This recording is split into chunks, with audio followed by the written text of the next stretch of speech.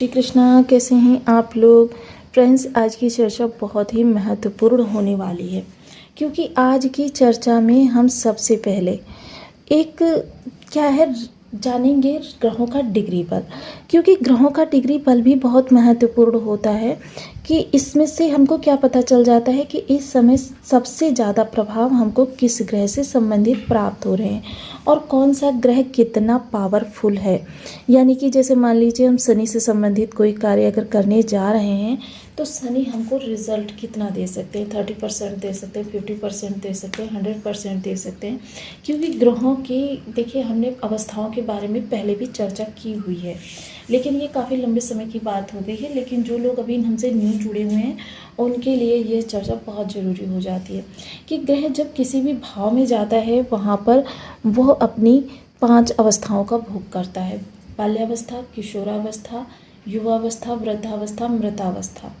अब जिसमें से बाल्यावस्था और मृतावस्था, देखिए पहली और सबसे आखिरी ये अवस्थाएं वो अवस्थाएं होती हैं जब ग्रह 30% प्रभावी होता है। अब 30 में से ये आपके लिए कितना प्रभावी हो रहा है, क्योंकि अगर कारक है आपके लिए तो फिर क्या होगा, उसके 30% प्रभाव अच्छे या बुरे आपको प्राप्त होंगे।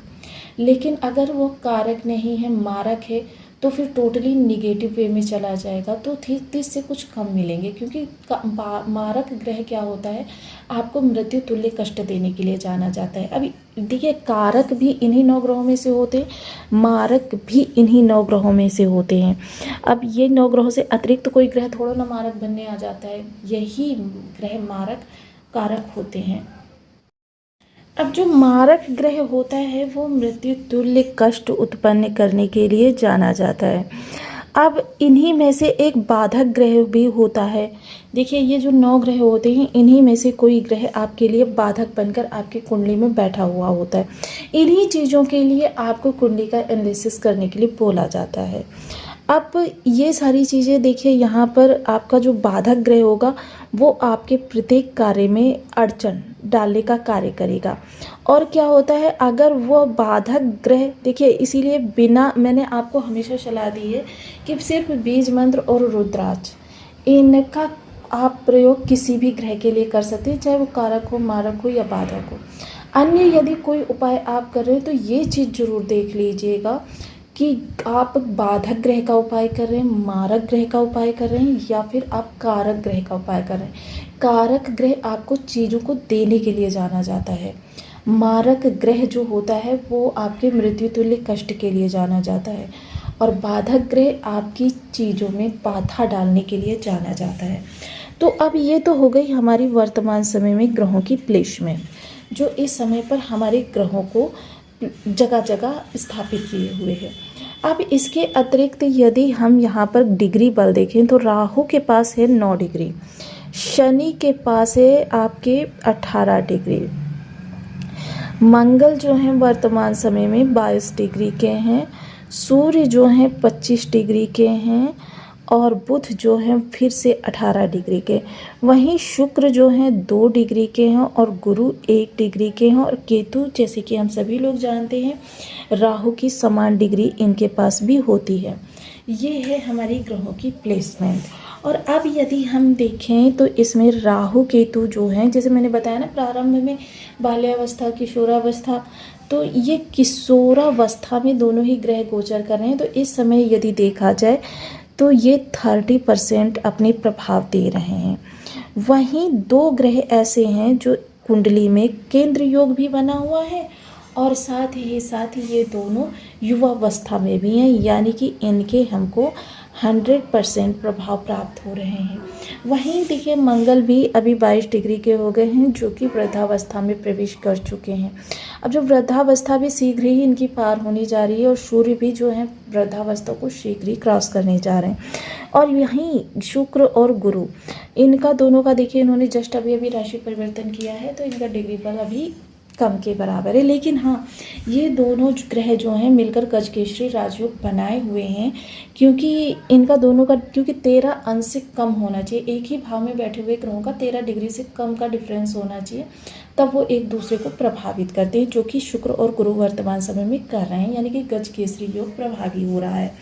तो ये चीज़ें हो जाती हैं जिसके आधार पर हम सदैव आपको बताते रहते हैं चीज़ों को किस तरीके से हमको प्रभाव में लाना चाहिए। वही अगर चंद्रमा के बारे में आप जानना चाहते हैं तो जिस समय पर हम ये वीडियो रिलीज़ करेंगे उस समय पर चंद्रमा आपके शनि के साथ गोचर कर रहे होंगे, 22 डिग्री के आसपास के होंगे।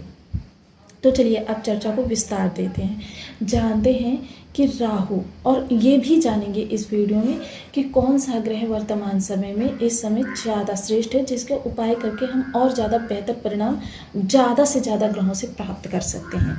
तो देखिए, यदि आपके लग्न में 12 नंबर बना हुआ है तो ये राशिफल आपके लिए है। यदि कुंडली में कहीं भी चंद्रमा के साथ 12 नंबर बना हुआ है तो ये राशिफल आपके लिए। कुंडली ना होने की स्थिति में आप इसे नाम राशि से भी देख सकते हैं। यदि अभी तक आपने अपने इस चैनल को सब्सक्राइब नहीं किया है तो प्लीज़ सब्सक्राइब कर लीजिए, वीडियो को लाइक कर दीजिए, चैनल को शेयर कर दीजिए। इससे होगा क्या कि हमारे आने वाले हर वीडियो की नोटिफिकेशन मिल सकेगी आपको सबसे पहले। एक प्यारा सा कमेंट करना बिल्कुल ना भूलें, कमेंट से हमें बहुत मोटिवेशन मिलता है, हौसला मिलता है और ये पता चलता है कि आप और क्या जानना चाहते हैं। देखिए, प्लीज़ शेयर कर दीजिएगा, क्योंकि आप देखते ही हैं कि मैं कितनी जानकारी आपके लिए यूज़फुल और सबसे हटकर लेकर आती हूँ। तो बहुत ही महत्वपूर्ण रहेगा ये समय काल। जब देखिए, जैसे मैंने लास्ट का वीडियो डाला था केतु के नवमांश परिवर्तन के बारे में। अब ये चीज़ तो हम सभी लोग जानते हैं, राहु केतु का जो भी परिवर्तन होता है वो एक दूसरे के साथ ही होता है, चाहे राशि परिवर्तन हो, चाहे नक्षत्र परिवर्तन हो, चाहे नवमांश परिवर्तन हो। तो जैसे कि हम सभी लोग जानते हैं, केतु का तो पिछले वीडियो में हमने आपको बता दिया था। अब राहु, मीन राशि 12 जून, राहु का एक नया बदला रूप आपकी होगी बल्ले बल्ले। तो क्यों होगी बल्ले बल्ले? जैसे कि हम सभी लोग जानते हैं कि राहु जो है वर्तमान समय में शतभिषा नक्षत्र में गोचर कर रहे हैं और 2 अगस्त तक ये शतभिषा नक्षत्र में ही रहने वाले हैं। अब शतभिषा नक्षत्र क्या है? देखिए, बहुत ही महत्वपूर्ण नक्षत्र राहु का होता है। जहाँ राहु के एक नक्षत्र में देखिए सिर्फ आपके क्या होता है, क्योंकि आपके जीवन को 2 नक्षत्र जो है राहु के काफ़ी कष्टकारक होते हैं लक्ष्य प्राप्ति के लिए। उसमें प्रेरणादायक स्रोत बनने और परिवर्तन को दर्शाने, नव निर्माण का सृजन करने का कारक ग्रह माना जाता है शतभिषा नक्षत्र। और शतभिषा नक्षत्र इसलिए भी महत्वपूर्ण होता है कि ये बड़े परिवर्तन को दिखाता है। लेकिन हाँ, ये एक चीज़ और ये ध्यान रखनी चाहिए कि परिवर्तन तो आपने जान लिया, लेकिन परिवर्तन किन लोगों के लिए होता है? जो किसी परिवर्तन के लिए प्रयासरत होते हैं, उनके जीवन में बड़े परिवर्तन आते हैं। मान लीजिए मैं प्रयास ही नहीं किसी चीज़ के लिए कर रही हूँ तो मेरे परिवर्तन किस तरीके से आएगा? तो ये बहुत महत्वपूर्ण चीज़ें हो जाती हैं, इनको भी ध्यान में रखना अति आवश्यक होता है। शतभिषा नक्षत्र में देखिए, जिस तरीके से हम सभी लोग जानते हैं राहु केतु की चाल जो होती है सदैव ही वक्र चाल चलते हैं। अब वक्र चाल चलने के कारण मीन का भोग कर चुके हैं, कुंभ का भोग कर चुके हैं और मकर का भोग कर चुके हैं। अब तत्पश्चात ये गोचर करने जा रहे हैं धनु के नवमांश में। अब जब ये धनु के नवमांश का भोग करेंगे और शतभिषा नक्षत्र के अंतर्गत जब ये धनु का भोग होगा तो देखिए, जहाँ शतभिषा नक्षत्र हमने लक्ष्य प्राप्ति के लिए प्रेरणादायक चीज़ों के बारे में बताया, वहीं धनु का साइन चिन्ह क्या है? धनु का साइन चिन्ह होता है लक्ष्य की ओर निशाना, यानी कि लक्ष्य के लिए आपको उन्मुख होना। अब यहाँ पर देखिए, बहुत ही महत्वपूर्ण स्थिति आ गई है, क्योंकि राहु जो है यहाँ पर बैठकर पंचम दृष्टि से आपके सुख भाव को देखेंगे, सप्तम दृष्टि से आपके षष्ठ भाव को देखेंगे, नवम दृष्टि से आपके अष्टम स्थान को देखेंगे। तो ये दृष्टियाँ रहेंगी, यानी कि ये 4 भाव आपके बहुत महत्वपूर्ण तरीके से प्रभावित होने वाले हैं। वहीं दूसरी चीज़ दो और यदि देखा जाए तो देखिए, ज्योतिष का एक सिद्धांत होता है कि राहु गुरु के नक्षत्र में हो या गुरु राहु के नक्षत्र में हो, राहु गुरु के प्रभाव में हो या गुरु राहु के प्रभाव में हो, राहु के लिए ये बहुत अच्छा होता है, क्योंकि राहु देखिए स्वरूप बदलने में माहिर ग्रह होता है। वहीं दूसरी चीज़ क्या होती है? देखिए, गुरु ने यहाँ पर कितना अच्छा योग निर्मित किया हुआ है, गज केसरी। इतना सर्वोच्च योग बनाकर गुरु बैठे हुए हैं और गुरु के नवमांश में राहु का आना यानी सकारात्मकता से परिपूर्ण। क्योंकि राहु किसी भी ग्रह के प्रभाव में आ जाए तुरंत अपने को उसके समान बना लेते हैं, क्योंकि राहु की लालसा बढ़नी है, राहु को पाना है। अब उस ग्रह के समान बनकर ही वो जाएंगे।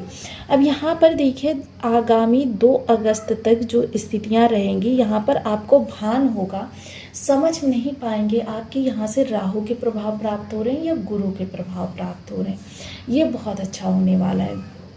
वहीं दूसरी ओर देखिए इस समय जैसे कि हम सभी लोग जानते हैं कि ये जो आपकी दृष्टियां रहेंगी, देखिए ये अकूत धन का भाव है, ये आपका त्रिक भाव जो कि आपकी बहुत सारी बाधाओं को, ऋण वगैरह को दिखाता रहता है, और ये आपका सुख भाव। तो यहाँ पर बहुत सारी चीज़ें ऐसी बदलेंगी, बदलाव आएंगे जो जीवन को सकारात्मक दिशा की ओर लेकर जाएंगे।